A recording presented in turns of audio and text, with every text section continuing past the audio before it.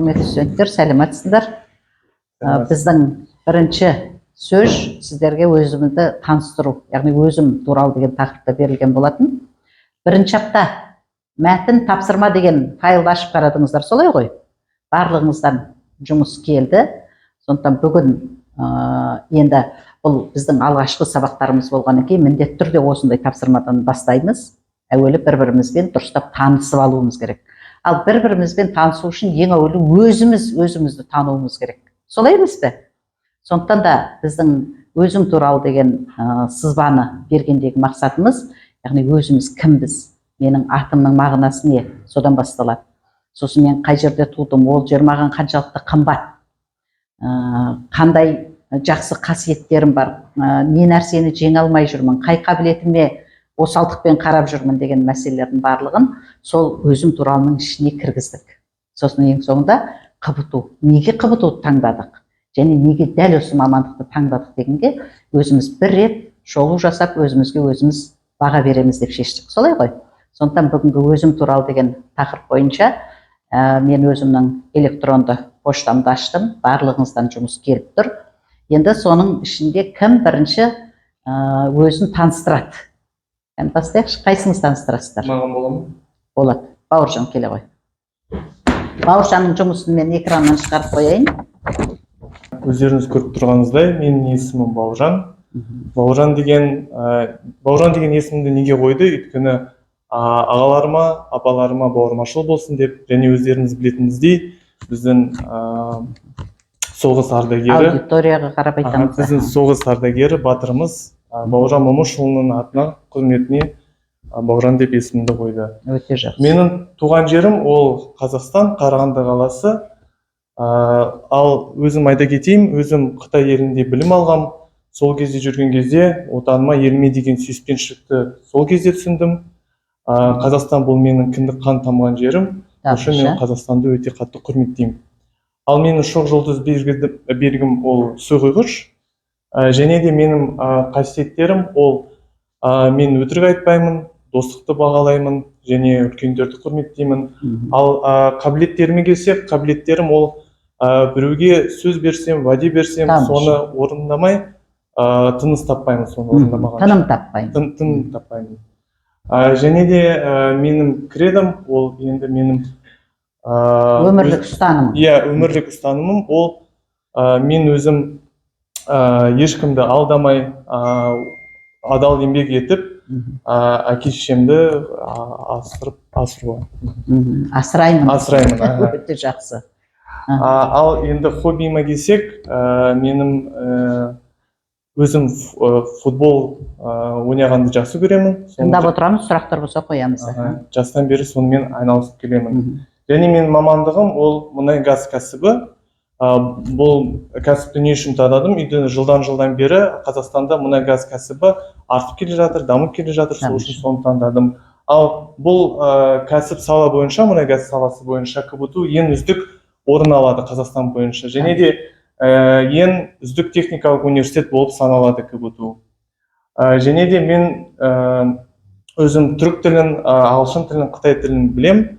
Бірақ сен нағыз көп тілді маман болып тұрсың. Тамаша. Бірақ ана тілімді әрқашанда бағалаймын, құрметтеймін, сол тілде сөйлесуге әрдайым тырысамын. Өте жақсы. Өте жақсы. Осының ішінде менің осал жағым деген бар еді. Сенің бойыңда кемшілік бар ма өзің баға берген кезде? Өзім кемшілігім енді ерінемін. Еріншекпін, өзімде осы КБТУда тапсыра алмаған сабақтарым бар еді. Соны аман есен тапсырып, дипломды қолыма алып. Жақсы. Бауыржанға сұрақ бар ма? Сұрақ. Бар ма сұрақ? Бір-біріңді танымаған соң онша болмай жатыр ау дей ма алғашқы кезде? Сұрақ қойып отырамыз. Бауыржан деген шын мәнінде өте жақсы және уақытқа сыйдың Бауыржан. Рахмет. Отыра ғой. Қойылған талаптың бәріне жауап бар Бауыржанның айтқан сөзінде. Сондықтан рахмет дейміз. Жақсы. Осы жұмыс Бауыржан саған не берді? Осыны орындау арқылы бір өзіңде болды ма? Иә, өзімде. Өзіңе есеп беру деген сияқты. Иә, сондай болды. Жақсы. Жақсы. Келесі кім шығады? келесі қайсыңыз шығасыздар? Мен поштадағы жұмысты ашайын. Сәлеметсіздер ме? Менің атым Алина. Алина латын тілінен басқа, бөтен деген аударады, және де араб тілінен игілікті болып аталады. Игілікті деген мағына береді. Иә. Мен Батыс Қазақстан облысынан, Ақсай қаласынан. Ол біздің ауданымызда Қазақстанның ең ірі табиғи газ кен орны орналасқан. Сонысы мен саған қымбат. Иә. Жақсы. Мен 19 қыркүйекте 2004 жылы туғанмын. Және де зодиагым Бикеш. Менің қасиеттерім ол жауапкершілік пен адамгершілік, және де кемшілігім де әрине бар, ол жалқаулық және әуесқойлық. Әуесқойлық дегенді қалай түсіндіресің? Әуесқой деген. Әр нәрсеге бір құмартасың ба? Тұрақты қызығушылық әлі жоқ. Жақсы. Және де менің істегенім ол қабілеттерім, адамдармен тіл табысамын, және де маған ұнатпайтын нәрсе ол көпшілікке сөйлеу. Дұрыс. Және де өмір сүргенім 3 принципім бар. Тамаша. Бірінші ол мүмкін емес, ештеңе жоқ. Екінші, жатқан тастың астына су бармас. Және де өзім бірінші орында. Жақсы. Тағы да хоббиім бар, ол пианинода ойнау. Мен 7 жастан бастап пианинода ойнаймын. Тағы да достықта және де махаббатта мен қолдауды және құшақтарды өте бағалаймын. Бірақ өзімшілдік және өтірік маған өте ұнамайды. Тамаша. Тағы да менің кәсібім ол бағдарламашы. Менің деректерді талдау өте ұнайды, және де ол үшін мен мына кәсіпті таңдадым. Жақсы. КБТУ-ды мен болашақ үшін және мүмкіндіктер үшін таңдадым, себебі КБТУ-да білімнің деңгейі өте жоғары, және де мұғалімдер өте білімді, өте дана. Қай курстасың? 2-ші курстың. Оған көзің жетті. КБТУ-дың мұғалімдері сондай дана екен. Кімді атайсың, мысалы, қандай мұғалімдерің бар? Мысалы, Асқар Жұмаділдаев. Тамаша. Әлемге танымал профессор. Өте жақсы. Ары қарай? Қазақ тілі менің ана тілім, сондықтан біз әрбіріміз қазақ тілін білу қажетпіз, солай деп ойлаймын. Және де мен 3 тілді білемін, ол ағылшын тілі, қазақ тілі және орыс тілі. Өте жақсы. Не істейміз, қолдаймыз ба Алинаны? Ұнады ма? Ал, жақсы. Алинаға сұрақ бар ма? Сұрақ. Неге белсенді емеспіз? Сұрақ. Қанша нәрсе айтты сіздерге? Сұрақ, Анел.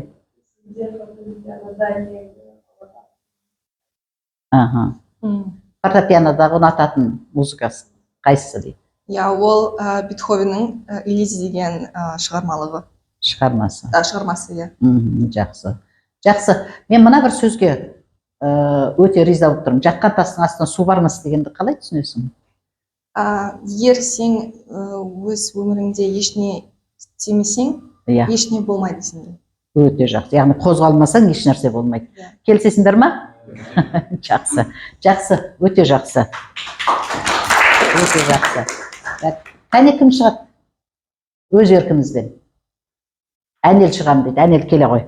Менің туған жерім Алматы. Және мен 24 желтоқсанда 2002 жылда туғанмын. Менің зодиагым ол Таутеке. Менде өз бойымдағы жақсы қасиеттер ол білмеймін. Жаман қасиеттер ол ұмытшақтық. Және осы себептен менде өте көп будильниктер бар, осылай запискалар бар. Сосын өз бойымдағы қабілеттер. Менің ең жақсы қабілетім ол мен күрделі мәселені шеше аламын, математикада, программирование болған кезде. Бірақ та кемшілігім ол адамның сезімді түсіну. Себебі мен осы бетте болған сезімді өте жақсы түсіне алмаймын. Менің кредом ол ең біріншіден статус-квоны жою, әрқашан сұрақтарды қою және осы әлемді түсіну. Тамаша. Менің хоббиім ол сурет салу және анимацияны қарау. Мен әсіресе ниндзя тасбақаларды жақсы көремін. Тағы кім жақсы көреді тасбақаны? Аниме. Ой, тамаша. Біраз достарың бар екен топта. Бірге көретін, Достық пен махаббатта мен шындықты ең маңызды деп ойлаймын. Болашақтың маманың ол программист, менің ойымша, егер өте көп мәселе болса, оны шешу, менің ойымша, маған өте көп удовольствие, қалай? радость. Қуаныш Қуаныш береді. Қуаныш жақсы. Неге КБТУ? Себебі осы жерде КБТУ геймлаб бар. Және де бүкіл Қазақстанда тек қана КБТУда осы гейм девелопмент кредит ала аласың. Және де сен үшін тіл дегеніміз, ол ең біріншіден, ол мен алмасу. Ол өте күрделі, бірақ та бізге керек зат. Өте жақсы. Өте жақсы. Өте қызықты болды. Байқасаңдар, атынан бастап басқаша дүниелер айтылып жатыр. Сосын өз бойындағы қасиеттер дегенге көп сұрау белгісін қойып қойыпты Әнел. Сонда өзіңнің бойындағы бірде-бір жақсы қасиетті өзің бағаламайсың да? Жоқ. Өте сыншылсың ба? Мүмкін. Жақсы. Бұл жұмыстың балалар талабы бойынша мына ортада өздерінің суреттерің тұру керек болады. Не өзіңе ұнайтын сурет? Мына суреттің мәселесін бізге түсіндірші. Мәселесін қалай түсінген? Иә. Ол менің 11-ші сыныпта дене шынықтыру сабағы болған. Және білмеймін, бір адам түсті сурет. Шаршап сен жатқан кезде түсіріп алып. Себебі біз бірнеше километрді жүгірдің. Тамаша. Өте жақсы. Әнел отыра ғой. Еркін және барынша адал жауап. Өте жақсы. Мақсат, сен айттың деп отыр ма? Сәлем достар, менің атым Мақсат. Негізі Мақсат орысша аударғанда ол сіл деген сөзді мағыналы. Білдіреді. Тағы да ол араб тілінен бақыт деген сөзді білдіреді. Жақсы. Мен Қазақстанның астанасынан, Астана деген қаладан келдім. Астана ең күшті, ең тамаша астанасы. Заманауи қала, иә? Мен 2004 жылы туғам, зодиактың белгісі, ол тараз. Мен ең керемет қабілеттерім ол адалдық пен мейірімділік. Мен өте мейірімді адамым. Тамаша. Бірақ міне өзін өзі шын мәнінде бағалайды. Түріңнен де көріп тұр сен мейірімді екенің. Ары қарай? Бірақ менде кемшілігім бар, ол жалқаулық. КБТУда жалқау болуға болмайды. Мен білемін. Жақсы. Кейде болады. Тағы да мен достарды қолдаймын. Мен тағы да күнде жұмыс істей аламын, бірақ жалқаулық болғандықтан мен кішкене ерінемін. Тағы да келесі ол мен кредом. Әр күнде өмір сүреміз, бір рет өлеміз. Жақсы. Тағы да ешқашан да берілме. Өз өзіне сен. Тамаша. Нағыз принцип. Нағыз өмірлік принцип. Тағы да мен хоббим туралы. Мен спортты жақсы көремін. Волейболды, футболды, жаттығу залға барамын. Шахматты жақсы көремін. Өте жақсы. Келесі ол достық пен махаббат. Мен бір-біріні түсіну, қолдау деген жақсы көремін. Жақсы. Келесі ол неге мен программист болғым келеді? Өйткені ақша көп береді. Жақсы. Өте үлкен мотив қазіргі заманда. Тағы да мен есептерді жақсы шеше аламын. Өте жақсы. Бірақ КБТУ-ны неге таңдадым? Өйткені КБТУ ол Алматыда орналасқан. Тағы да менің әкем айтқан, осы университетке түсесің болды. Әкесін тыңдаған бала ол жаман болмайды деген сөз. Аха. Енді тіл туралы. Мен негізі үш тілді білемін: ағылшын, қазақ тілін және орыс тілін білемін. Бірақ меніңше ең керемет, ең сұлу тілі ол қазақ тілі. Өйткені әр адамға өз санатын ол ең жақсы тілі. Құрмет жасауға бола ма осы сөзге? Дұрыс, өте жақсы. Өте жақсы Мақсат. Мына суретің маған да ұнады. Саған несімен ұнайды? Ол әдемі. Әдемі. Сенің барлық келбетің көрініп тұр, иә? Иә. Тамаша. Ұнай ма сендерге? Жақсы. Рахмет, отыра ғой.